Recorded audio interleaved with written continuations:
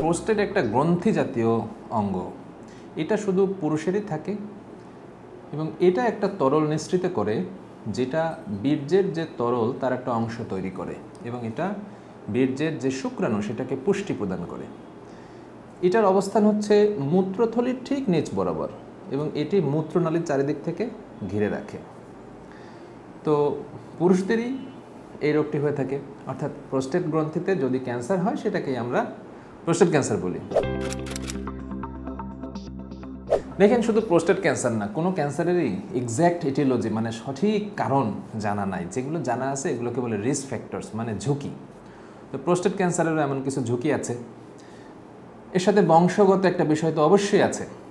ধরেন যাদের বংশে প্রোস্টেট ক্যান্সারের ইতিহাস আছে, এমনকি আরও কয়েকটি ক্যান্সার যেমন breast cancer, ovarian cancer, colon cancer, pancreatic cancer বা মেলানোমা, এই জাতীয় ক্যান্সার যাদের পরিবারে ইতিহাস আছে তাদের প্রোস্টেট ক্যান্সার হওয়ার ঝুঁকি অন্যদের থেকে বেশি থাকে।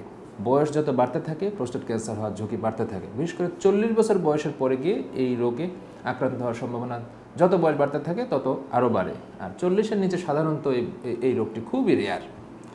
এরপরে যেটি আছে সেটি হলো পরিবেশগত এবং খাদ্যাভ্যাসজনিত।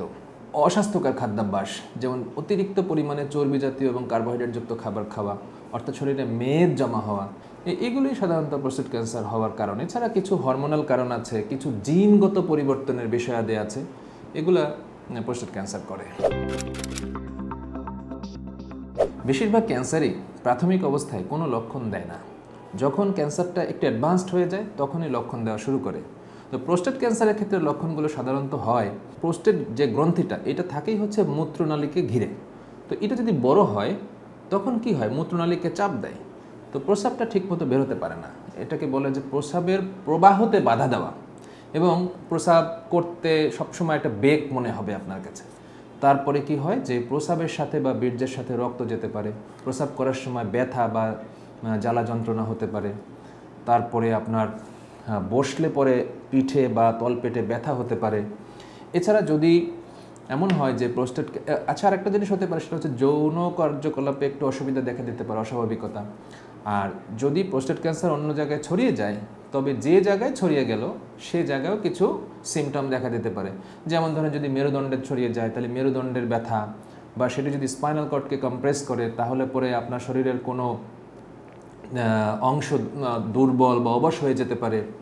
এরপর যদি সেটি শরীরের অন্য কোনো হাড্ডিতে ছড়ায় তাহলে সেইখানে ব্যথা, এমনকি ফ্র্যাকচার হয়ে ভেঙে যেতে পারে।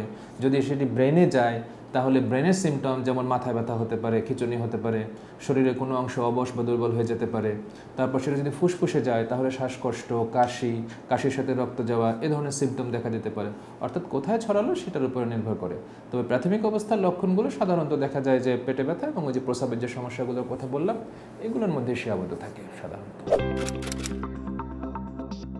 শুধু প্রোস্টেট ক্যান্সার না, যে কোনো ক্যান্সারের ক্ষেত্রে প্রারম্ভিক অবস্থায় শনাক্তকরণ সবচেয়ে গুরুত্বপূর্ণ বিষয়। কারণ প্রাথমিক অবস্থায় ক্যান্সারটা হচ্ছে সীমিত জায়গার মধ্যে থাকে। সো প্রাথমিক অবস্থায় যদি ধরা পড়ে তাহলে এই ক্যান্সারটিকে সম্পূর্ণ নিরাময় করা সম্ভব হয়। যত বেশি অ্যাডভান্সড হয়, অর্থাৎ পার্শ্ববর্তী স্থানে বা দূরবর্তী স্থানে ক্যান্সার ছড়িয়ে পড়ে, তখন ক্যান্সারের পর্যায় বা স্টেজ উপরে উঠে যায় এবং তখন ক্যান্সারটাকে সম্পূর্ণ নিরাময় করা কঠিন হয়ে যায়। এই কারণে অবশ্যই প্রোস্টেট ক্যান্সার যত প্রাথমিক অবস্থায় নির্ণয় করা যায় ততই উত্তম।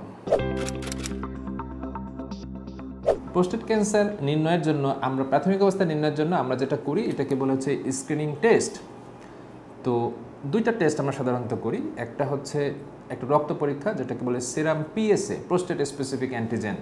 আর একটা আছে যেটাকে বলি আমরা ডিআরই, ডিজিটাল রেক্টাল এক্সামিনেশন, মানে মলদ্বারে আঙ্গুল দিয়ে এটা পরীক্ষা করতে হয়, যেখানে প্রোস্টেট গ্রন্থিটা আঙ্গুলে বাঁধে কিনা বা তার আকার আকৃতি ইত্যাদি আমরা বুঝতে পারি। তো এই দুইটার পরীক্ষা যদি অ্যাবনর্মাল বা অস্বাভাবিক পাই তখন রোগ নির্ণয়ের জন্য আমাকে যেটা করতে হয় সেটা হচ্ছে বায়োপসি। এবং আমরা যেটা করি যে ট্রান্সরেক্টাল আল্ট্রাসাউন্ড গাইডেড বায়োপসি নামে একটা পরীক্ষা করি। ওখান থেকে কিছু টিস্যু নিয়ে এসে মাইক্রোস্কোপে পরীক্ষা করে তার রোগটা নির্ণয় করতে হয়। এটা সাধারণত ইউরোলজিস্টরা করে থাকেন। এরপর যখন এই পরীক্ষার মাধ্যমে প্রোস্টেট ক্যান্সার রোগটা নির্ণয় হয়ে যায় তখন আমরা করি স্টেজিং ইনভেস্টিগেশন, অর্থাৎ এই ক্যান্সারটা কোন পর্যায়ে আছে সেটা বোঝার চেষ্টা করি। তার জন্য আমরা এমআরআই, সিটি স্ক্যান সহ বেশ কিছু পরীক্ষা নিরীক্ষা করে আমরা স্টেজটা নির্ণয় করি। চিকিৎসা নির্ভর করে রোগটি কোন স্টেজে আছে, রোগীর বয়স কেমন, তার শারীরিক অবস্থা কেমন, তার ফিনান্সিয়াল কন্ডিশন কেমন এবং তার অন্যান্য কী রোগ শোক আছে ইত্যাদির উপরে নির্ভর করে, এবং তার বয়স এবং তার আরও বেঁচে থাকার সম্ভাবনাটা কেমন, এই অনেকগুলি বিষয়কে মিলিয়ে আমরা চিকিৎসা পদ্ধতি নির্ণয় করি। তবে সামগ্রিকভাবে প্রোস্টেট ক্যান্সারের চিকিৎসা পদ্ধতি হচ্ছে সার্জারি বা অস্ত্রোপচার, রেডিওথেরাপি, কিছু ক্ষেত্রে কেমোথেরাপি এবং হরমোন থেরাপি এবং কিছু ক্ষেত্রে ইমিউনোথেরাপিরও দেওয়ার সুযোগ আছে।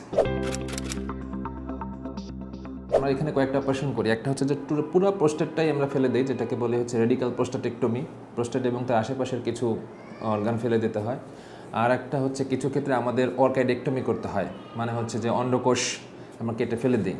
তো এখন এগুলো হলে যেটা হয় যে অপারেশন পরবর্তী টুকটাক জটিলতা, আর হচ্ছে যে দীর্ঘমেয়াদী যেটা হয় যে কিছু দুর্বলতা থাকতে পারে, যৌন কার্যকলাপে কিছু অসুবিধা হতে পারে। তবে সঠিক চিকিৎসক এবং সঠিক চিকিৎসার মাধ্যমে এগুলো নিয়ন্ত্রণ করা সম্ভব। একজন ক্যান্সার রোগী যখন প্রথম জানতে পারেন যে তার ক্যান্সার হয়েছে, এটি তার জন্য একটা মাথায় আকাশ ভেঙে পড়ার মতো। এটি তো আসলে শুরুতেই এটিকে মানসিকভাবে নেওয়াটা অত্যন্ত কষ্টের। তো এই সময় তাকে মানসিক সাপোর্ট দেওয়াটাই হচ্ছে সবচেয়ে বড়। সেটি চিকিৎসক যেমন দিয়ে থাকেন, কিন্তু চিকিৎসক তো সবসময় তার সাথে থাকে না, তার সাথে থাকে তার পরিবারের মানুষজন, তার প্রতিবেশী এবং তার আত্মীয় স্বজন। তো তাকে মানসিকভাবে সাপোর্ট দেওয়াটাই হচ্ছে তাদের সবচাইতে বড় কাজ। তো তাদের ভূমিকাটা এখানে সবচেয়ে বড়, অবশ্যই বড়। প্রোস্টেট ক্যান্সারের যে চিকিৎসা ব্যবস্থাগুলি আছে, অর্থাৎ সার্জারি, রেডিওথেরাপি, হরমোন থেরাপি, কিছু ক্ষেত্রে কেমোথেরাপি এবং ইমিউনোথেরাপি, এর সবগুলি এখন বাংলাদেশে অ্যাভেইলেবল। সুতরাং বাংলাদেশ ক্যান্সার চিকিৎসায় যথেষ্ট উন্নতি করেছে। ক্যান্সার চিকিৎসার যা কিছু মোডালিটিস আছে সব কিছুই বাংলাদেশে এখন বিদ্যমান। তবে আমাদের সিস্টেমে কিছু সমস্যা আছে, রেফারেল সিস্টেমে সমস্যা আছে। মানুষ জানে না যে যখন ক্যান্সার হতে পারে বলে মনে হয়, কিছু সিমটম দেখা দেয় অথবা সাসপেক্টেড ক্যান্সার, কোনো ইনভেস্টিগেশন ইনসিডেন্টাল ডায়াগনোসিস হয়, তখন মানুষ আসলে বুঝতে পারে না যে কার কাছে যাব। তো সেইটা একটা বড় সমস্যা, যে রেফারেল সিস্টেম ডেভেলপ করতে হবে। এছাড়া সমন্বিত ক্যান্সার চিকিৎসা কেন্দ্রের কিছু অভাব আছে, রেডিওথেরাপি মেশিনের কিছু অভাব আছে আমাদের দেশে।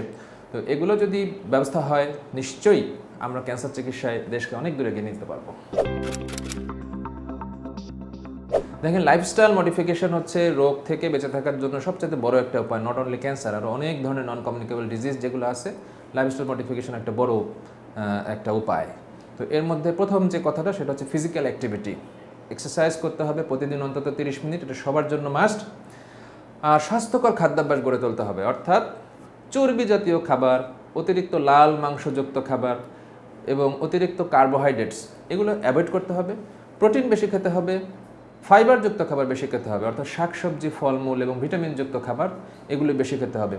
অতিরিক্ত মদ্যপান পরিহার করতে হবে, ধূমপান পরিহার করতে হবে। প্রতি বছর তো এই প্রোস্টেট ক্যান্সার সচেতনতা মাস এই সেপ্টেম্বরে পালন করা হয়, কিন্তু আমার কাছে মনে হয় যে প্রোস্টেট ক্যান্সার নিয়ে মানুষের সচেতনতা অতটা হয় না। যেমন বেশ কিছু ক্যান্সার, যেমন ধরেন যে ফুসফুস ক্যান্সার বা আপনার সার্ভিক্যাল ক্যান্সার, ব্রেস্ট ক্যান্সার, এগুলো নিয়ে যতটা মানুষের মধ্যে সচেতনতা আছে, প্রোস্টেট ক্যান্সার নিয়ে ওই লেভেলের সচেতনতা এখনও হয় নাই। আমার মনে হয় মানুষ এখনও জানে না এই রোগের লক্ষণগুলো কী, এই রোগে কী কী পরীক্ষা নিরীক্ষা করতে হয়, এই রোগের চিকিৎসা পদ্ধতি কী, কখন ডাক্তারের কাছে যাবে, কোন ধরনের চিকিৎসকের কাছে যাবে।